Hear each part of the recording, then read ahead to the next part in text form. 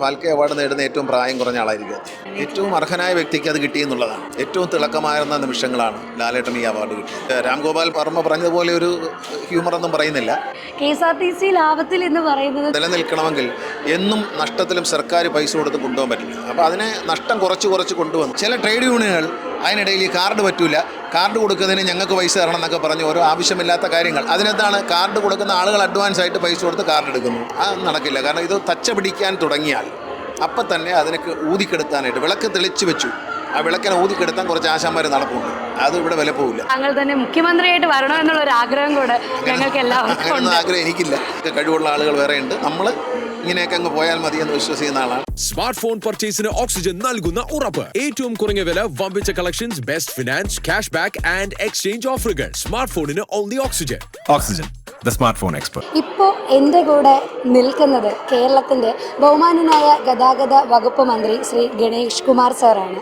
എന്നാൽ ഇന്ന് അദ്ദേഹം എൻ്റെ കൂടെ നിൽക്കുന്നത് ഗതാഗത മന്ത്രി എന്നതിനോടൊപ്പം തന്നെ ആത്മ എന്ന സംഘടനയ്ക്ക് വേണ്ടി, കലാകാരന്മാരുടെ ഉന്നമനത്തിന് വേണ്ടി പ്രവർത്തിക്കുന്ന ആ സംഘടനയുടെ നെടും തൂണായിട്ട്. സാർ നമസ്കാരം. ഒരുപാട് സന്തോഷവും അഭിമാനവും സാറിനെ കാണാനായിട്ട് സാധിച്ചതിൽ ഒരു വലിയ ഭാഗ്യമായിട്ട് ഞാൻ കരുതുകയാണ്. തുടക്കത്തിൽ പറഞ്ഞ പോലെ തന്നെ ആത്മ എന്ന സംഘടനയുടെ നെടും തൂണാണ്, പ്രസിഡന്റ് എന്ന സ്ഥാനമാണ് സാർ നിർവഹിച്ചുകൊണ്ടിരിക്കുന്നത്. ഒരു കലാകാരൻ എന്ന രീതിയിൽ ഈ ഒരു സംഘടനയിൽ ഇങ്ങനെ പ്രവർത്തിക്കുമ്പോൾ, അവർക്ക് വേണ്ടി പ്രവർത്തിക്കുമ്പോൾ എന്താണ് സാറിന് പറയാനായിട്ടുള്ളത്? ഞങ്ങൾ ഈ ടെലിവിഷനിൽ അഭിനയിക്കുന്ന നടീനടന്മാർക്ക് വേണ്ടി ഞങ്ങളെല്ലാവരും കൂടി ചേർന്ന് ഉണ്ടാക്കിയ ഒരു സംഘടനയാണ് ആത്മ. അതിൽ ഞാൻ മുമ്പ് പറയുന്ന പോലെ ഒരു ഈഗോ ഇല്ലാതെ ഞങ്ങളെല്ലാം ഒന്നിച്ച് നിൽക്കുന്നതിലാണ് ഞങ്ങളുടെ സന്തോഷം. അപ്പോൾ എല്ലാവരും പരസ്പരം വളരെ ഒരു സൗഹാർദ്ദത്തോടെയും സ്നേഹത്തോടെയുമാണ് നമ്മൾ ഇടപെടുന്നത്. അതുകൊണ്ട് വലിയൊരു യൂണിറ്റി ഉണ്ട് ഈ സംഘടനയ്ക്ക്. ഞങ്ങൾ പരസ്പരം സഹായിക്കുക എന്നുള്ളതാണ്. ഒരു വെൽഫെയറാണ് മെയിനായിട്ട് ഉദ്ദേശിക്കുന്നത്. നമ്മുടെ ആർട്ടിസ്റ്റുകളുടെ വെൽഫെയർ, അവരുടെ എല്ലാ കാര്യങ്ങളിലുമുള്ള കുടുംബകാര്യങ്ങളിൽ പോലും, അവരുടെ വ്യക്തിപരമായ കാര്യങ്ങളിൽ പോലും ഞങ്ങളുടെ ഇടപെടൽ ഉണ്ടാവാറുണ്ട് ഈ സംഘടനകൾ. മറ്റ് സംഘടനകളിൽ നിങ്ങൾ വ്യത്യസ്തമാകുന്ന അങ്ങനെയാണ്. അവരുടെ വീട്ടിലെ സുഖദുഃഖങ്ങളിലൊക്കെ പങ്കാളിയാവുന്ന ഒരു സംഘടനയാണ്. അതുകൊണ്ട് ഞങ്ങൾക്ക് നല്ലൊരു കൂട്ടായ്മയുണ്ട്. എല്ലാവരും വിളിച്ചു കഴിഞ്ഞാൽ എല്ലാവരും ഒന്നിച്ചു വരും. എല്ലാം ഒരു കുടുംബയോഗമാണ്. ഇന്നിവിടെ നടന്നത് ഒരു കുടുംബയോഗമാണ്. ആൻഡ് ഈ സംഘടനയുടെ പ്രവർത്തനങ്ങളെ വിലയിരുത്തുകയാണെങ്കിൽ, നേരത്തെ എന്നോട് വൈസ് പ്രസിഡന്റ് സാർ പറഞ്ഞൊരു കാര്യമുണ്ട്. 19 വയസ്സായി, യുവതിയായി സംഘടന. അപ്പോൾ ഇനി പെൺകുട്ടിയിലേക്ക് കടക്കുമ്പോൾ, അല്ലെങ്കിൽ ഒരു സ്ത്രീയിലേക്ക് കടക്കുമ്പോഴുള്ള കടമകളാണ് ചെയ്തുകൊണ്ടിരിക്കുന്നതെന്ന് പറഞ്ഞു. ഒരു പ്രസിഡന്റ് എന്ന രീതിയിൽ സാറ് എന്തൊക്കെയാണ് ഇനി ഇതിന് വേണ്ടിയിട്ട് പ്രവർത്തിക്കാനായിട്ട് ഉദ്ദേശിച്ചിട്ടുള്ള കാര്യങ്ങൾ? ഞങ്ങൾ കെട്ടിച്ചു വിടുന്നില്ല കൊച്ചിനെ. ഞങ്ങൾ കുറച്ചുകൂടെ പഠിപ്പിക്കാൻ പോവുക. കുറച്ചുകൂടെ നന്നായി പഠിപ്പിച്ചിട്ട് നല്ല നിലയിലാക്കിയതിന് ശേഷം സ്വന്തം കാലിൽ നിർത്തിയതിന് ശേഷം കെട്ടിച്ചു വിടുന്നുള്ളൂ. അതുകൊണ്ട് നന്നായി പോകും. ഒരുപാട് നല്ല ആശയങ്ങൾ. ഇപ്പോൾ ഇൻഷുറൻസ് നിലവിൽ വന്നു, ഹെൽത്ത് ഇൻഷുറൻസ് നിലവിൽ വന്നു. അങ്ങനെ ഒരുപാട് ആനുകൂല്യങ്ങൾ അംഗങ്ങൾക്ക് കിട്ടത്തക്ക രീതിയിലുള്ള നല്ല പ്രവർത്തനമാണ് നമ്മൾ വരുന്നത്. സാർ, ഇപ്പോൾ അമ്മ എന്ന സംഘടനയിലും ആത്മ എന്ന സംഘടനയിലുമുണ്ട്. നമ്മുടെ സംഘടനയുടെ പ്രസിഡന്റ് എന്നതിനോടൊപ്പം തന്നെ നമ്മുടെ ഇൻഷുറൻസ് ഈ വർഷമാണ് നമ്മൾ തുടങ്ങിയത്. ഇതിലൊരു വലിയ കാര്യം എന്ന് പറയുന്നത് ആ ഒരു വ്യക്തിക്ക് മാത്രമല്ല, കുടുംബത്തിന് ഇൻഷുറൻസ് നൽകും. എന്തുകൊണ്ടാണ് അങ്ങനെ ഒരു തീരുമാനത്തിലേക്ക് എത്തിയത്? ഞാൻ ഇതുപോലൊരു തീരുമാനം KSRTCക്ക് വേണ്ടി എടുത്തിരുന്നു.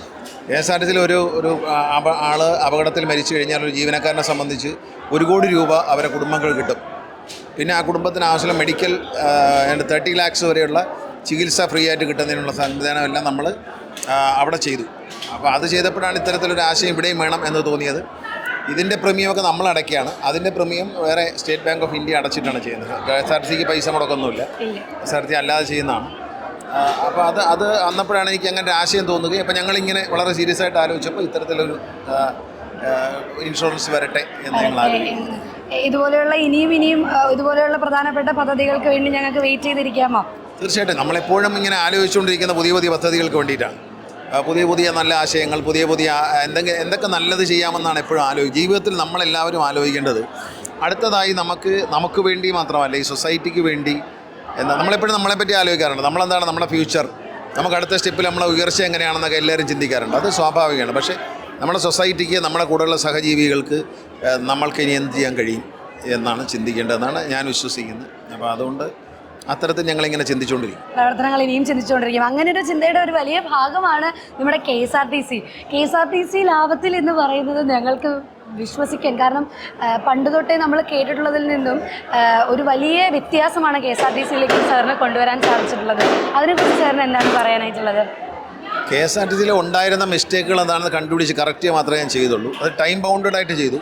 പിന്നെ KSRTC അതിൻ്റെ ലാഭത്തിലേക്ക് കൊണ്ടുവരണം. കാരണം ഒരു പൊതുമേഖലാ സ്ഥാപനമാണ്, അത് നിലനിൽക്കണമെങ്കിൽ എന്നും നഷ്ടത്തിലും സർക്കാർ പൈസ കൊടുത്ത് കൊണ്ടുപോകാൻ പറ്റില്ല. അപ്പോൾ അതിനെ നഷ്ടം കുറച്ച് കൊണ്ടുവന്ന് ഇപ്പോൾ ഒരു ദിവസം ലാഭത്തിൽ കയറി, പല ദിവസങ്ങളിൽ ലാഭത്തിൽ വരാറുണ്ട്, ചെറിയ തുകയ്ക്കൊക്കെ ലാഭത്തിൽ വരാറുണ്ട്. നഷ്ടം പക്ഷേ വൻതോതിൽ കുറയ്ക്കാൻ പറ്റിയില്ല. അപ്പോൾ അങ്ങനെ ഘട്ടം ഘട്ടമായി നമുക്കിതിനെ ഈ നിലയിൽ മുന്നോട്ട് കൊണ്ടുപോയി, അതായത് എല്ലാം മോഡേൺ ആയിട്ടുള്ള കാര്യങ്ങളാണ്. അപ്പോൾ അതിൽ ഈ ചില ജീവനക്കാർ അതിന് ശല്യം ഉണ്ടാക്കും. ഇപ്പോൾ ഈ കാർഡ് തന്നെ വിതരണം ചെയ്യാം. കാർഡ് വിതരണം ചെയ്തപ്പോൾ ജനങ്ങൾക്ക് വളരെ ഉപകാരമാണ്. ചില ട്രേഡ് യൂണിയനുകൾ അതിനിടയിൽ ഈ കാർഡ് പറ്റൂല, കാർഡ് കൊടുക്കുന്നതിന് ഞങ്ങൾക്ക് പൈസ തരണം എന്നൊക്കെ പറഞ്ഞ് ഓരോ ആവശ്യമില്ലാത്ത കാര്യങ്ങൾ. അതിനെന്താണ് കാർഡ് കൊടുക്കുന്ന ആളുകൾ അഡ്വാൻസ് ആയിട്ട് പൈസ കൊടുത്ത് കാർഡ് എടുക്കുന്നു, അവരത് ഉപയോഗിക്കുന്നു, അതിന് ഇവർക്ക് എന്തിനാണ് പൈസ കൊടുക്കുന്നത്? അപ്പോൾ അത്തരം ചില ചോദ്യങ്ങളായിട്ട് അതൊന്നും നടക്കില്ല. അത് നടക്കില്ല. കാരണം ഇത് തച്ച പിടിക്കാൻ തുടങ്ങിയാൽ അപ്പം തന്നെ അതിനൊക്കെ ഊതിക്കെടുത്താനായിട്ട് വിളക്ക് തെളിച്ചു വെച്ചു, ആ വിളക്കിനെ ഊതിക്കെടുത്താൻ കുറച്ച് ആശാന്മാർ നടപ്പുണ്ട്. അത് ഇവിടെ വില പോവില്ല. എനിക്ക് തോന്നുന്നു സർക്കാർ കാര്യങ്ങൾ മുറ പോലെ എന്നുള്ളൊരു ചോദ്യം മാറി ഇവിടെ അങ്ങനെയില്ല. അതെ, ഇത് വ്യക്തമായിട്ട് തീരുമാനങ്ങൾ എടുക്കുന്നൊരു വളരെ നമ്മൾ അഡ്വാൻസ് ചെയ്യണം. KSRTC വളരെ അഡ്വാൻസ് ചെയ്യുമ്പോൾ അതിനെ പുറമോട്ട് പിടിക്കാൻ ചില ആളുകൾ പൊളിറ്റിക്കലി ശ്രമിക്കും. അത് അവരുടെ ഒരു രാഷ്ട്രീയ പാപ്പരത്വമായിട്ട് കണ്ടാൽ മതി. അതൊന്നും ഇവിടെ നടക്കില്ല. അതൊന്നും സർക്കാർ മുഖവിലേക്ക് എടുക്കില്ല. നല്ല കാര്യങ്ങൾ ചെയ്യും, മുന്നോട്ട് പോകും. ഒരുപാട് മാറ്റങ്ങൾ കൊണ്ടുവരാനായിട്ട് സാധിച്ചൊരു മന്ത്രി കൂടെയാണ്. അതുകൊണ്ട് തന്നെ ഞങ്ങളൊക്കെ ആഗ്രഹിക്കുന്നതും വാക്കുകളിൽ തീപ്പൊരിയുള്ള താങ്കൾ തന്നെ മുഖ്യമന്ത്രിയായിട്ട് വരണമെന്നുള്ളൊരു ആഗ്രഹം കൂടെ ഞങ്ങൾക്ക് എല്ലാവർക്കും ആഗ്രഹിക്കില്ല, പക്ഷെ ഞങ്ങൾക്കുണ്ട്. ആഗ്രഹിക്കുന്നത് സന്തോഷമുള്ള കാര്യമാണ്. അങ്ങനെ ആഗ്രഹിക്കുന്നു പറയുമ്പോൾ സന്തോഷമുണ്ട്. പക്ഷേ അതൊക്കെ വലിയ ഉത്തരവാദിത്തങ്ങളാണ്. അത് വലിയ വേറെ ചില ആൾക്കാരുണ്ട്, അതിനൊക്കെ കഴിവുള്ള ആളുകൾ വേറെ ഉണ്ട്. നമ്മൾ ഇങ്ങനെയൊക്കെ അങ്ങ് പോയാൽ മതിയെന്ന് വിശ്വസിക്കുന്ന ആളാണ്. നമ്മൾ സർക്കാർ കാര്യം മുറ പോലെയല്ല, നമ്മൾ പുതിയ ഏറ്റവും മോഡേണായിട്ട് ജനങ്ങൾ ഇതിനകത്ത് എന്താണ് ഇതിൻ്റെ ഗുണമെന്ന് ചോദിച്ചാൽ, ജനങ്ങളും യാത്രക്കാരുമാണ് ഇതിൻ്റെ ഉടമസ്ഥർ, അവരാണ് രാജാവ് എന്ന ചിന്തയാണ് KSRTCയെ നന്നാക്കേണ്ടത്. അപ്പോൾ ആ സൗകര്യങ്ങളൊക്കെ പുതിയ സൗകര്യങ്ങൾ വരും. അപ്പോൾ അതിനെ ആ വിളക്കുകൾ ഊതിക്കെടുത്താൻ ചിലർ ശ്രമിച്ചുകൊണ്ടിരിക്കും. അത് കാര്യമാക്കണം.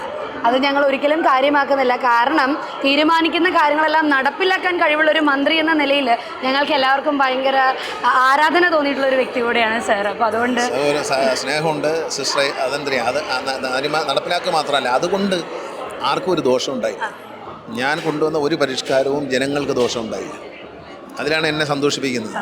പരിഷ്കാരങ്ങൾ നല്ലതാണ്. പലരും പറയും എന്നെ മാത്രം ബുദ്ധിയല്ല, പലരുടെയും ബുദ്ധിയുണ്ട്. പലരും പറഞ്ഞു തരും നല്ല ആശയങ്ങൾ. ഇപ്പോൾ നമ്മൾ തമ്മിൽ സംസാരിച്ചാൽ പോലും ഒരു നല്ല ആശയം തരും. ആശയം ഇമ്മീഡിയറ്റ് ആയിട്ട് നടപ്പിലാക്കുമ്പോൾ അതിൻ്റെ ഗുണം എന്ന് പറയുന്നത് ജനങ്ങൾക്കാണ്. ഞാൻ കൊണ്ടുവന്ന ഒരു പരിഷ്കാരം, ലൈസൻസിൻ്റെ പരിഷ്കാരം അടക്കം ഞാൻ കൊണ്ടുവന്ന ഒരു പരിഷ്കാരവും ജനങ്ങൾക്ക് ദ്രോഹമായിട്ട് മാറിയിട്ടില്ല. അതൊരു വലിയ കാര്യം തന്നെയാണ്.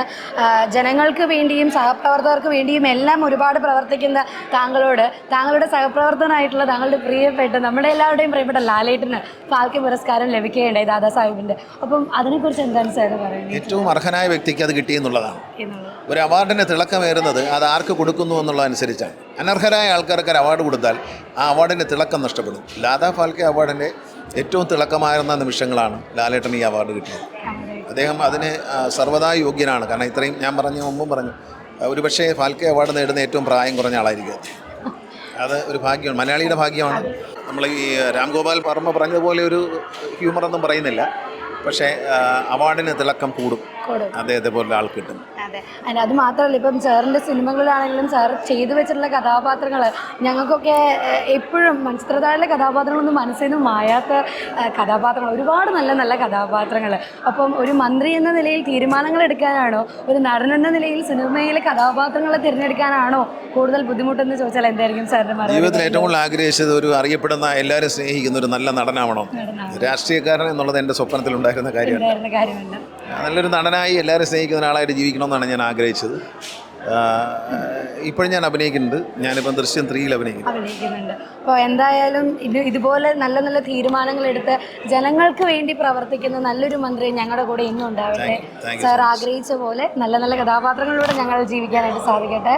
കുറച്ച് സമയം ഞങ്ങൾക്ക് പ്രാർത്ഥിക്കുക. ചെലവഴിച്ചതിന് നന്ദി. Thank you sir. Thank you very much.